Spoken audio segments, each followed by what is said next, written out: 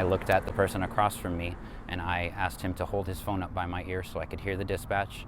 The person that was holding her head, I had him remove my glasses, and we just worked as a team to try to get Elizabeth back to life. First at 5:30, in a matter of moments, a bystander became a first responder, delivering chest compressions after a car ran into a bicyclist in Eugene. Good evening. Thanks for joining us for NBC 16 News at 5:30. I'm Alan Matthews. And I'm Gold Meadows. I spoke with that bystander, and he told me he never imagined being in that position. He now plans to take first responder training in case of life-threatening emergencies and encourages others to do the same.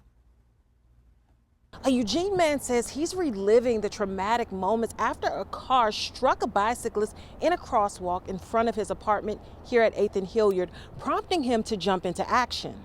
Just before 8 p.m. on August 8th, Alex Hopkins said he heard a crunching sound and knew something was wrong. I saw a woman on her bicycle laying face down on the curb, and there were already two bystanders attending to her, and they had 911 on the phone. So I went and grabbed a hold of the driver because he was in the middle of the road in shock. Eugene police say a 27-year-old driving an Audi A4 west on Hilliard struck 21-year-old Elizabeth Cardenas Figueroa in the crosswalk. The University of Oregon confirmed Figueroa to be a UO student.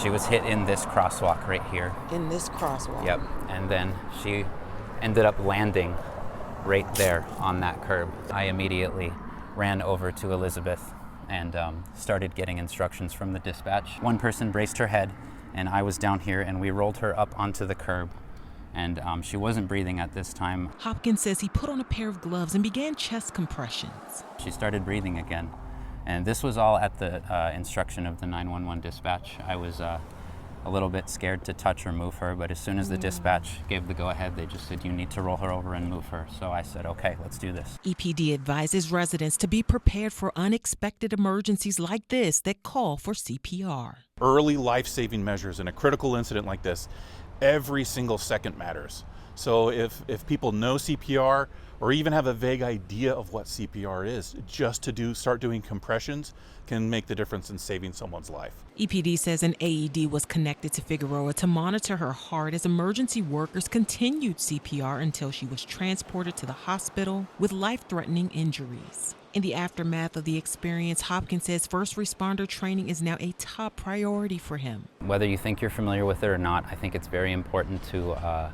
just allow yourself to take in that knowledge. I think that first responder training is very valuable, just to be ready.